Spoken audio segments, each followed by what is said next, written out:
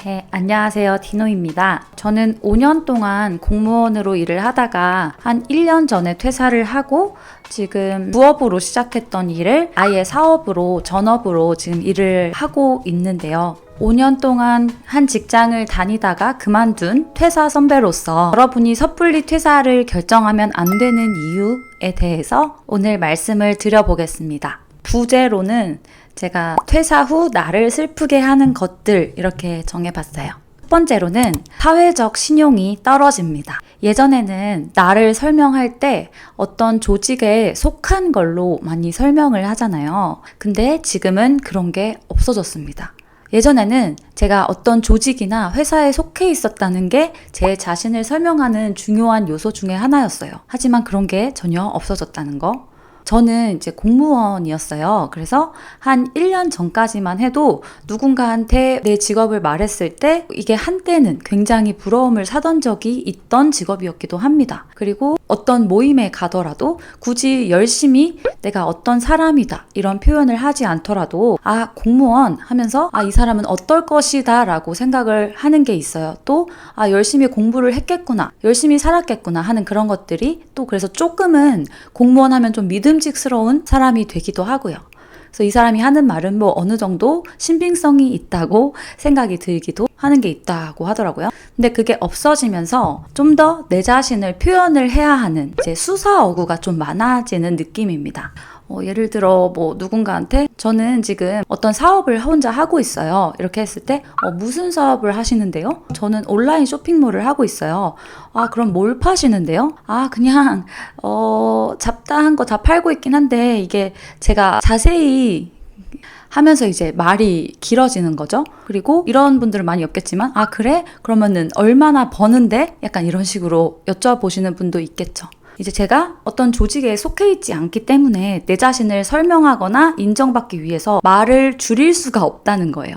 약간 계속 설명을 하게 되는 그런 면들이 있죠. 그리고 그 다음으로는 이제 경제적인 것들이 있을 건데요. 그 중에도 첫 번째가 회사가 보증을 하던 경제적 신용도가 사라집니다. 예를 들어 뭐 신용대출 그리고 신용카드 발급 이런 것들이 좀 더 어려워지는 거죠. 제가 퇴사를 앞둔 분들한테 항상 드리는 말이 꼭 직장 붙어 있을 때 신용대출 많이 받아두라고 해요. 왜냐면 우리가 퇴사를 하고서 사실 소득이 잡히는 것도 한 최소 1년 정도가 걸릴 거기 때문에 거의 일정한 수입이 없는 백수 신분이나 다름없게 은행에서 생각을 하게 되는 거예요. 그래서 소득이 잡힌 후에야 신용이 생기게 되고 대출이 가능하게 됩니다. 근데 또 직장 다닐 때랑은 대출 한도나 금리에서 차이가 분명히 생겨날 거예요. 그래서 꼭 신용대출이 필요하던 필요하지 않던 뭐 비상금 통장이라도 뚫어놓고 퇴사하는 게 전 현명하다고 생각을 합니다. 근데 이렇게 질문하실 수도 있어요. 퇴사 곧 할 건데 신용대출 받으면 바로 회수하지 않냐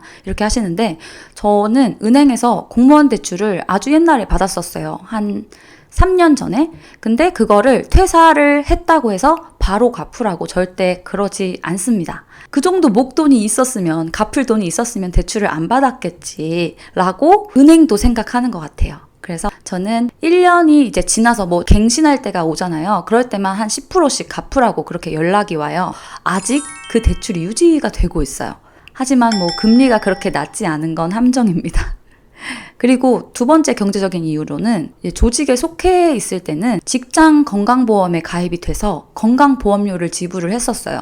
근데 퇴사한 후에는 지역 건강보험 가입 대상이 돼서 지역보험료를 납부를 하게 됩니다. 일반적으로 지역보험료가 직장 건강보험료보다 높이 나와서 이것도 좀 부담이 된다 하는 생각이 또 들기도 하더라고요. 세 번째로는 정기적인 월급이 없다 보니까 굉장히 경제적으로 이제 심리적으로 불안해진다는 건데 저는 사실 이거는 해결을 하고 퇴사를 했어요. 저도 이제 퇴사 전에 생각을 한 거죠. 내가 월급이 없이 한 달이라도 살 수 있을까? 정기적인 월급이 들어오다 안 들어오는 게 그때는 진짜 두려웠거든요.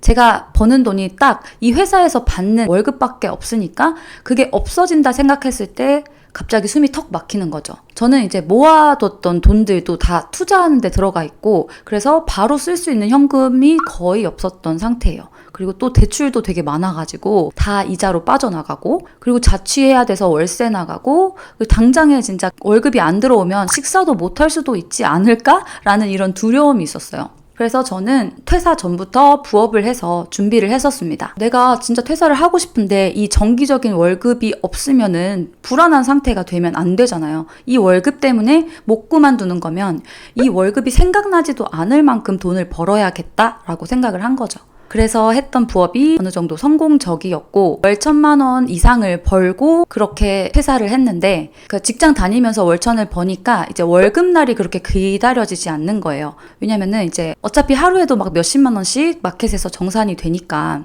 그래서 저는 퇴사하기 전에 내가 월급날이 생각이 안 날 만큼의 다른 파이프라인을 꼭 만들어 놓고 퇴사를 하는 게 좋을 것 같다고 생각을 합니다. 이렇게 경제적인 이유를 알아봤고요. 그 다음으로는 이제 직장 동료라는 게 없어진다는 거예요. 1인 사업을 시작을 하면서 이제는 따로 직장에서 만난 사이 이런 게 없어집니다. 회사 다닐 때는 내가 원하든 원치 않든 다양한 사람들이랑 만나게 되고 또 협동하는 일을 할 수 있는 기회가 되게 많이 주어져요. 같이 근무하면서 동료로서의 그 의식도 생기고 일상도 공유하고 힘든 점이 있을 때도 공유를 하고 이렇게 협력하는 게 가능했다면 이제는 내가 소속되어 있는 조직이 아무것도 없다. 그렇기 때문에 이제 만날 동료라는 게 없어진다는 거예요. 그래서 이전과 같은 일상적인 소통이 사라진다는 겁니다.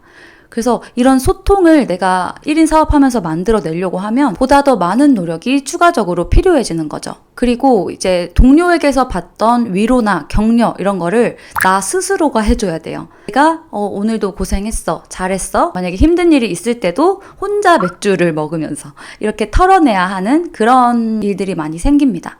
이런 동료 같은 거는 그래서 온라인에서 또 구할 수 있긴 있어요. 이런 사업을 하고 있는 사람들의 커뮤니티에 들어가서 뭐 구할 수 있긴 한데 이게 오프라인 만남으로 실제로 이어질 가능성도 되게 적어지는 거죠. 그리고 되게 인위적이어지고 좀 더 노력이 필요하다. 근데 저는 이 부분은 또 어느 정도 장점으로도 볼 수 있을 것 같아요. 내가 원하지 않는 사람들과 강제로 만나는 것보다 그냥 내가 원하는 사람만 가끔 만나고 싶은 저는 좀 그런 성격이기 때문에 저 은근히 집순이거든요. 저한테는 그렇게 큰 단점은 아니었습니다. 5번째는 일상 패턴을 잃는다는 건데요. 이제 규칙적인 일상 패턴이라는 게 건강이나 멘탈에도 굉장히 중요한 거 다들 아실 거예요. 근데 이제 회사를 그만두고 나면 내가 어디 강제로 아침에 나가야 되는 곳이 없어져요. 그러니까 내가 늘어지려면 한없이 늘어질 수가 있다는 거예요. 통제되지 않는 삶. 그런 느낌인데 가장 흔하게 일어나는 게 밤낮이 바뀌어버리는 거죠. 그러면서 바이오리듬 깨지고 느지막하게 일어나서 내 자신이 한심하고 약간 그런 기분으로 시작될 가능성이 굉장히 높아요. 이런 일상 패턴을 잃으면 건강도 문제지만 자신을 통제하는 능력이 좀 떨어진다고 내 자신이 느끼게 돼요. 그러면서 또 사람이 자신감을 점점 잃게 됩니다. 조금씩 우울에 빠질 수가 있어요. 저도 가끔씩 진짜 엄청 늦잠 자고 집에서 멍하게 있는 날이 있어요. 그럴 때 되게 무기력하게 되고 내 자신이 한심하고 밉고 그래요. 그래서 웬만하면 이제 늦게 일어났다고 해도 저는 또 사무실을 구해놨다 보니까 사무실에서 동료를 만나면 또 그게 풀어지니까 사무실에 나가려고 노력을 하는 편이에요. 그러면 좀 기분이 환기가 되거든요. 저는 그리고 대표적인 정말 올빼미형 인간이에요. 일찍 자려고 노력을 조금은 해봤긴 한데 아직 잘 되진 않고 있어요. 전 제 주변 사람 중에 저보다 심한 올빼미는 거의 많이 못 본 것 같아요. 하지만 그래도 지금 월에 한 5천만 원 정도는 벌고 있으니까 올빼미형 인간이라고 다 인생 패배자가 아니다. 그러니까 이 영상 보고 계신 올빼미형 분들 좀 화이팅 하시라고 말씀드리고 싶습니다. 그리고 또 하루가 온전히 다 내가 쓸 수 있다는 게 정말 행복할 것 같잖아요. 저도 퇴사하기 전에 이 점을 가장 기대를 했었어요. 근데 한편으로는 오히려 집중력이 좀 떨어지게 되더라고요. 부업일 때는 그래도 회사 안 가는 시간에 바짝 해야 되니까 그때 엄청 몰입해서 열심히 했거든요. 근데 퇴사를 하고 나서는 시간이 하루나 남았네? 12시간이나 남았네? 이런 생각으로 되게 방만한 경영을 하게 됩니다. 그래서 저는 이거를 또 해결을 하기 위해서 구글 타이머라고 있는데 이걸 써서 1시간 내에 뭘 완료하지? 30분 내에 뭘 완료하지? 이렇게 정해놓고 일을 하는 편이에요. 사실 자주 못 지키긴 해요. 그렇다 해도 이제 타이머 해놓는 거랑 안 해놓는 거랑 집중력이 또 차이가 있긴 있더라고요. 그래서 저도 좀 잘하고 싶어서 계속 노력을 하고 있는 부분입니다. 네, 오늘은 이렇게 퇴사하면서 나를 슬프게 하는 것들에 대해서 알아봤는데요. 어떠셨나요? 여러분은 이런 점을 알고서도 퇴사를 하시고 싶나요? 제가 최소한의 알아야 될 점들을 말씀을 드렸고 이것 말고도 정말 여러 가지 삶의 변화가 찾아오게 될 거예요. 그래서 퇴사 결정을 내리기 전에 나를 슬프게 할 요소들, 나를 서글프게 할 요소들, 그 변화들에 대해서 미리 파악을 해두는 게 중요하다고 생각해요. 그렇지 않다면 이제 예상 못한 불안함과 스트레스를 내가 견뎌낼 수가 없을 수도 있으니까요. 하지만 저는 굉장히 행복한 삶을 살고 있는데요. 이제 다음 시간에 제가 퇴사하고서 내가 느끼는 정말 좋은 점들에 대해서 얘기를 해드리도록 하겠습니다. 그러면은 다음 시간에 만나겠습니다. 여러분, 안녕.